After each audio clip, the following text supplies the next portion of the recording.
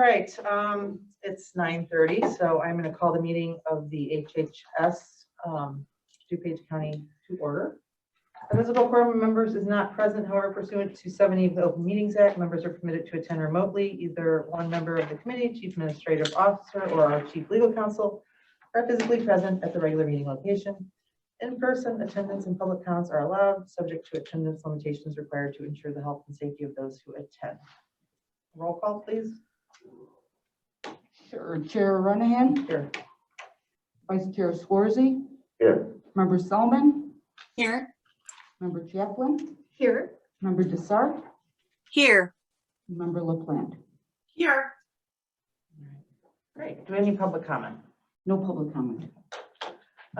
In terms of my report, I had a very good meeting with Janelle Chadwick, with my vice chair, Greg Schwarzy, about the CART Care Center. We heard that they would like to have some help with recruiting that maybe better dovetails with how the healthcare industry works. We also had some possible discussion with staff in terms of the American Rescue Plan, if there's some opportunity to do some substantial spending at the care center. So, you know, I just asked the committee to think about that. And if that is something that's on your list, that's one of your asks, please forward it to our finance committee to make sure that we can, you know, get considered and take care of our most vulnerable people at the care center there. So with that, I will ask for a motion to approve the minutes, HHS minutes of April 6th, 2021. So moved. Second. Questions, comments? All right, roll call, please. Member Chaplin. Aye. Member Desart. Aye. Member LaPlante. Aye. Member Swarzy. Aye. Member Selman. Aye. And Chair Renahan. Aye, those are approved. I'll take a motion to combine community services items 6A, B, C, D, and E. So moved. Second. Any questions on combining? All right, roll call, please. Member Chaplin. Aye. Member Desart. Aye. Member LaPlante. Aye. Member Swarzy. Aye. Member Selman. Aye. And Chair Renahan. Aye. I'll take a motion to approve FIR 250-21 resolution for extension of time through December 31st, 2021 for LIHEAP rate relief program for last year for community services.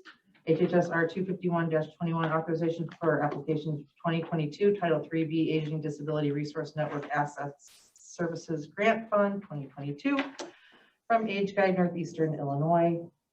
HHSR 243-21 authorization to apply FY 2020 and 21 section 5310 grant funds for RTA. HHSR 244-21 authorizing execution of intergovernmental agreement with Pace Suburban Bus for the Senior Transportation Grant Program, $60,000. HHSR 249-21 resolution authorizing execution of IGA with Pace Suburban Bus for paratransit and transportation to work program, $850,000. So moved. Second. Second, thank you. Questions or comments?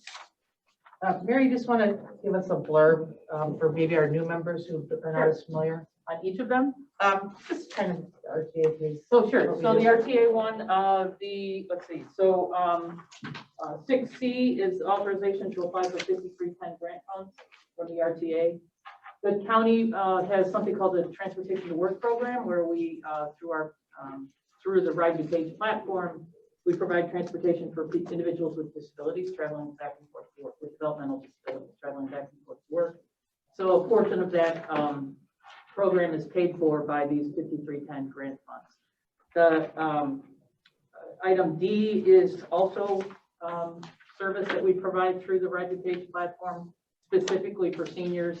It's a grant that we receive this year. It's up to $60,000. It's usually a little bit less. That tends to be kind of seniors who need a ride or two or some sort of special circumstance, and they don't qualify for other types of programs. Item E, the intergovernmental agreement with PACE for $850,000. That includes the county's paratransit program as well as the transportation to work program. $550,000 of that comes from general revenue funds, and about $300,000 comes from the 5310. I will point out that both of those IGAs with PACE are fairly delayed. We had some issues with getting the language approved for the agreement. We had sent the IGAs to PACE after the county budget was passed. PACE sent it back to us in February with language change from their attorneys, and so due to some delays that we had, those are late. My fault, so I apologize. Hey, it's okay, Mary. Yes. Member Schwarzy? You might, how does it work if a senior needs to take the PACE bus somewhere, get to work or wherever it is? Is it like a taxi, or is it, 'cause I know they have a route.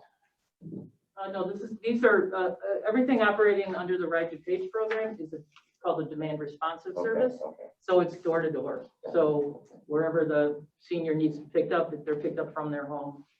Drivers cannot go into the home if they need assistance, actually leaving the building. They can't use the service. They would need a different service. But it's not a fixed route. It's demand responsive. And it's a combination of either a taxi provider or an accessible bus, depending on the needs of the rider. Any other questions, comments? I did have a question. What's the expectation? Because obviously with COVID, people staying home, I mean, how do you think this is going to impact this program? We have seen ridership down. Ridership, particularly on the transportation to work program, was significantly down this year. For the application, I'm making an assumption that maybe the transportation to work portion will be back to sort of pre-COVID levels, probably at the end of this year or first quarter of next year. So we definitely saw that portion down. The other portion, our paratransit program, is for individuals accessing medical appointments or appointments here at the county. So obviously not as many people coming to the county, but the portion for individuals going to dialysis or medical appointments, we didn't see as much of a drop there. Okay. And if we have leftover money, do we have to give it back? Or how does that work? For the RTA, no. They'll give us a time extension on those funds. Obviously for the general fund, it's a savings, and we did see a savings from the general fund for 2020. We did not fully spend that line item. All right, thank you. We'll take a roll call vote, please. Member Chaplin. Aye. Member Dessert. Aye. Member LaPlante. Aye. Member Schwarzy. Aye. Member Selman. Aye. Chair Renahan. Hi. That is approved. Moving on to Community Development Commission, we have our new chairwoman, Member LaPlante, if you'd like to acknowledge. With that, I will take a motion to approve HHSR 24521 resolution recommendation for approval of cancellation of CDBG agreement with DuPage County and Serenity House Counseling Service, which reprograms $400,000 in CDBG funds. Is there a motion? So moved. Second? Second. Second, thank you, Member LaPlante. Questions, comments? Roll call, please. Member Chaplin. Aye. Member Dessert. Aye. Member LaPlante. Aye. Member Schwarzy. Aye. Member Selman. Aye. Chair Renahan. Aye, that is approved. I'll take a motion to approve HHSR 24621 resolution recommendation for approval of community development block grant coronavirus public service and capital improvement project recommendations for approval of substantial amendment 5 to the 2019 action plan element of the 2015 to 19 consolidated plan, which reprograms home and CDBG funds and adds CDBG CV grant funding to corresponding. So moved. Second. Second, thank you. Questions, comments? Okay, a roll call, please. Member Chaplin. Aye. Member Dessert. Aye. Member LaPlante. Aye. Member Schwarzy. Aye. Member Selman. Aye. Chair Renahan. Aye, that's approved. Take a motion to approve HHSR 24721, recommendation for approval of release of DuPage County deed restrictions with DuPage County Community Housing and Advocacy and Development on 27 properties. So moved. Second. Questions, comments? Mary, you just want to say a little Sure, on this one, here? let's Yes. see. Yeah. So back, I think it was the 80s, right, when these were done. So at the very beginning of the home program, the county had an agreement with the organization that called CHAD, at that time was Community Housing Association of DuPage. they were in a partnership with the DuPage Housing Authority, and they were a very new organization. And so when we provided them with grant funds to purchase properties to turn into rental properties, we put some additional restrictions on that far exceeded what the sort of the normal requirements were. It was because the program was new, Chad was new, and we were with an abundance of caution, we put significant restrictions on those properties. No one who works here now was there at the time, so not too long ago, the attorneys for Chad came along and said, hey, did you realize you have these restrictions on all these properties? And since the restrictions had we put on in the beginning what we would put on now, they would have been released a long time ago. So we're confident that Chad is a well-performing agency with a long track record, and we don't feel that there's any need for these additional restrictions anymore. So clean up provision. That's right. All right. Any other questions, comments? All right, roll call, please. Member Chaplin. Aye. Member Desart. Aye. Member LaPlante. Aye. Member Schwarzer. Aye. Member Solomon. Aye. Chair Renahan. Aye. That's approved. I'll take a motion to approve HHS R 24821, recommendation for approval of a second modification to Home Investment Partnerships Program Memorandum of Understanding between DuPage County Community Services and the County Project HM 1907, tenant-based rental assistant, reducing the agreement to $338,509. Second. Questions, comments here? Okay, roll call. Member Chaplin. Aye. Member Desart. Aye. Member LaPlante. Aye. Member Schwarzer. Aye. Member Solomon. Aye. Chair Renahan. Hi. Moving to the Care Center. Let's see, I'll take a motion to approve HHSP 9321, a contract with Warehouse Direct for hand soap, sanitizer, lotion, shampoo, body wash for the Care Center, May 28, 2021 to May 27, 2022, $36,000 per bid renewal. So moved. Second. Questions, comments? Roll call, please. Member Chaplin. Aye. Member Desart. Aye. Member LaPlante. Aye. Member Schwarzer. Aye. And Member Solomon. Aye. Chair Renahan. Hi, that's approved. I'll take a motion to approve FMP 9421 with Groot Inc. for refuse disposal, recycling, asbestos pickup for facilities management, not to exceed $96,510 per renewal. Of that, $40,000 is for the Care Center. So moved. Second. Questions, comments? Roll call, please. Member Chaplin. Aye. Member Desart. Aye. Member LaPlante. Aye. Member Schwarzer. Aye. Member Solomon. Aye. Chair Renahan. Hi. That's approved. I'll take a motion to approve change order with Celco Partnership, DBA Verizon Wireless to provide wireless services December 1st, 2019 to February 28th, 2021 to extend to April 26th, 2021, increasing the amount to $2,400. So moved. Second. Questions, comments? Roll call, please. Member Chaplin. Aye. Member Desart. Aye. Member LaPlante. Aye. Member Schwarzer. Aye. Member Solomon. Aye. Chair Renahan. Hi. That's approved. I'll take a motion to approve budget transfer to line item to pay for COVID-related housing assistance expenses FY20 community services $15,000. So moved.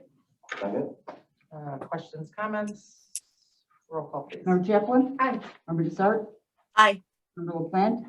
Aye. Member Schwarzer. Member Solomon. Aye. Chair Renahan.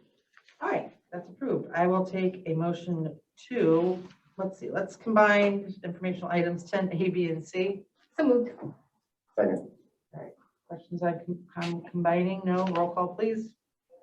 Member Chaplin. Aye. Member Desart. Aye. Member LaPlante. Aye. Member Schwarzer. Aye. Member Solomon. Aye. Chair Renahan.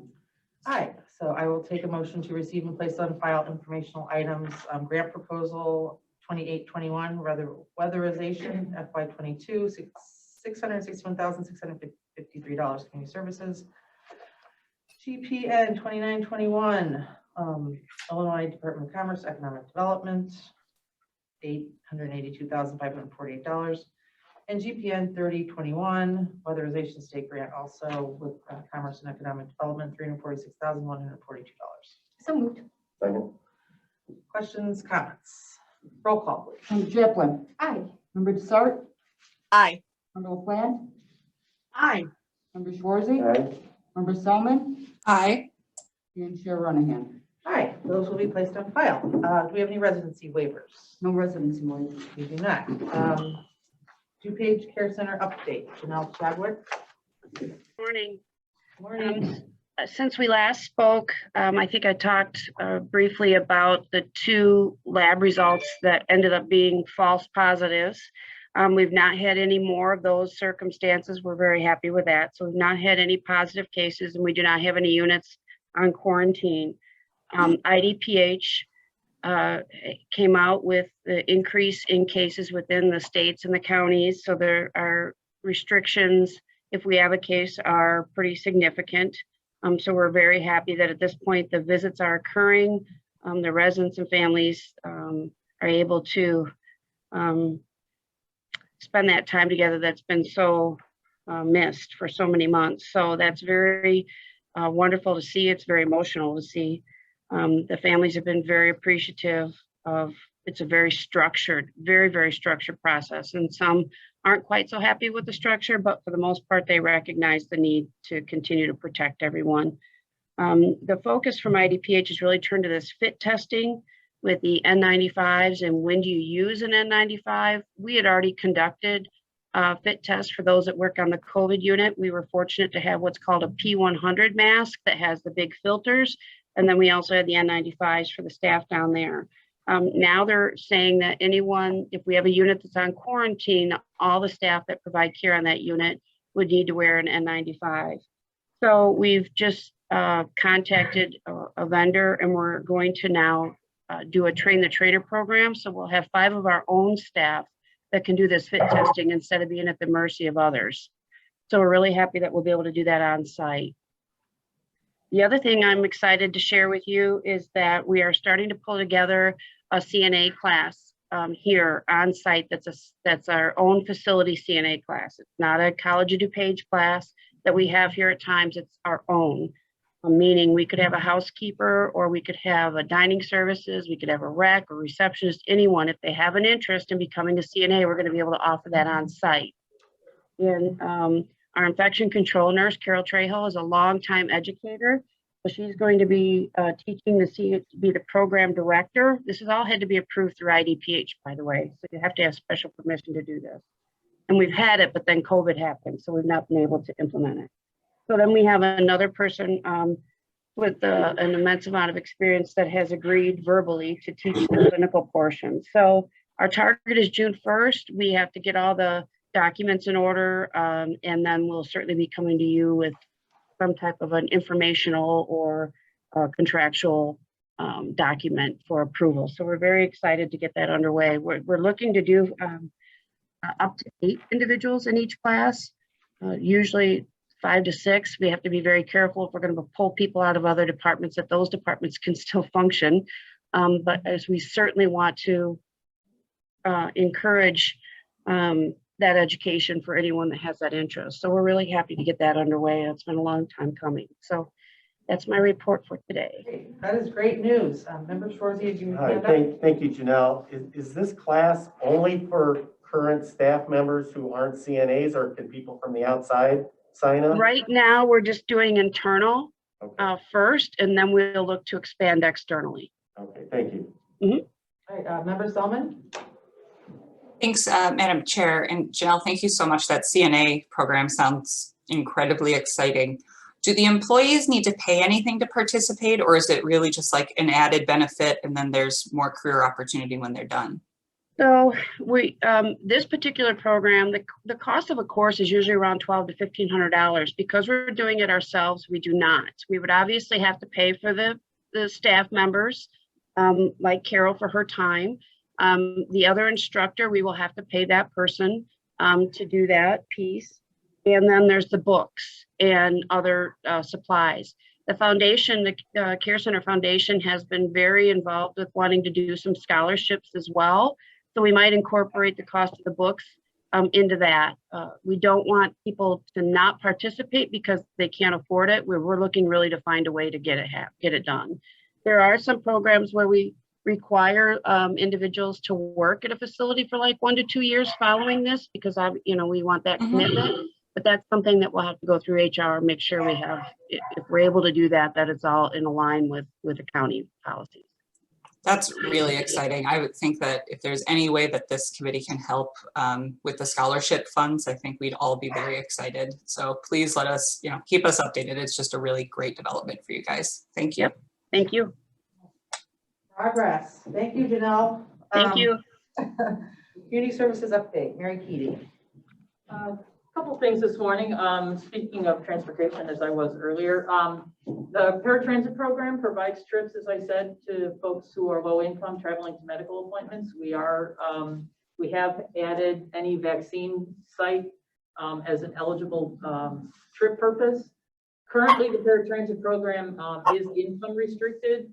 However, if the committee has no objection, I'd like to be able to tell staff not to worry about collecting income documentation. I think the most important thing is getting people access to the vaccine. I don't think we'll have a huge demand from individuals who need transportation, but I'd like to remove any barriers that we possibly can. So as long as it's okay with the committee, I'm going to instruct staff not to worry about collecting income documentation for someone who As needs long it. as we could do. Yeah, There's quick no- show of hands to everybody on board. All right, excellent. Yeah. Yes. Yesterday, we gave final comments to Ida on the marketing materials for the emergency rental assistance. That they are looking at a May launch date, probably mid-May. We don't have the specific date, but you're gonna start to see social media posts as well as some postcards and flyers and trifolds getting information out there. So we should have those materials, I would say, within the next week or so. Next week is Giving DuPage Days. This is our second annual online fundraising platform for DuPage nonprofits looking for an opportunity to raise awareness and raise funds. But this year we have 102 charities participating. The event takes place on the 26th through the 30th. There's an absolutely enormous variety of causes. If you know of individuals who have any interest in any type, animals or arts or seniors, kids, veterans, it's a huge variety of organizations participating. 3 of the organizations are actual campus charities. DuPage Social Service Association, DSSA, it's actually the fund that we use in community services to provide small amounts of financial assistance to residents in need who aren't eligible for any of our other grant programs. Friends of Animal Control are participating, as well as Giving DuPage. There's a number of social media tools. I can forward those to the committee. If you already follow Giving DuPage on your social media, we'd appreciate any assistance in sharing far and wide with folks who who might be interested in supporting DuPage nonprofits. And then finally, a reminder that the Community Services Block Grant Advisory Group is meeting at 11:30 this morning. All members of HHS are members of the CSBG Advisory Board. And that's all I have. All right, you got to talk, Mary, the whole time. You have to run out of here. We have the best day. Woo-hoo. All right, old business. Just, I wanted to ask you, if a person does need a ride, who do they call? How does that work? Yeah, if you know of individuals, and we have put this on the Facebook page. We're sharing it on social media for the department. They just need to call the Maine County Switchboard, 630-407-6500, and just tell the Maine County Switchboard, if you're unaware, is answered by members of the community services staff. So all they need to do is just say that they're looking for a ride to a vaccine. Okay, thank you. Yeah, and definitely, I mean, I've been putting it out on my social media just because people are in need, they don't know where to go, and they don't always know how to use a computer, so phone number's good too. So Yeah, the only thing that we do need at least 24 hours notice. So if somebody finds out they have an appointment today, we probably can't help them. So we do need time to get them registered and get the information to PACE so that PACE can schedule the ride. all right, Member Selman, I saw your hand up. Yeah, just very briefly, I wanted to echo Mary's reminder about Giving DuPage Days. We are only 6 days away, and everyone in their inbox has an email from Shafali. She sent it during our county board meetings last week. There's some copy in there you can use if you want to do a post. And like Mary mentioned, there are directly benefit county operations. But if you've got a passion, there's an organization in DuPage County raising some money next week to try to support it. So if anyone has any questions, please reach out to me or Member Hart or Mary, of course, and we'll get you everything you need. Thanks. All right, excellent. Thank you. Any other old business? Seeing none, moving to new business. Do we have any new business? Member Schwarzy. So I'm going to defer to you, Chairman Renahan. You brought up to me this morning about that 211 service. Is this the time and place to have a quick chat about that? Sure. Mary? Sure. So 211 is a phone number that's used all across the nation to help people get connected to social service resources. DuPage County is one of the counties in the state that doesn't currently have 211. Cook County doesn't have it, but there are a number of counties across the state that do. So we've been looking for opportunities for funding and partnership for quite some time. In most places around the country, the United Way is a funder of 211. United Way of Metro Chicago was very actively pursuing 211 probably 6 or 7 years ago, but they sort of moved on to other priorities. It does look like they're sort of resurrecting those 211 conversations, and so tomorrow morning, Chair Renahan and myself have a call with the, I think it's the CEO of United Way of Metro Chicago to talk about 211 in Cook and DuPage. 211 is basically the same thing that we provide through our information and referral department. The difference is 211 is obviously it's a 3-digit code and it's a 24/7 operation. We've had some conversations with the Addison ACDC, the dispatch center, about having them handle the overnights and weekends. They seem to be very interested in it, so it's a matter of really lining up the funding.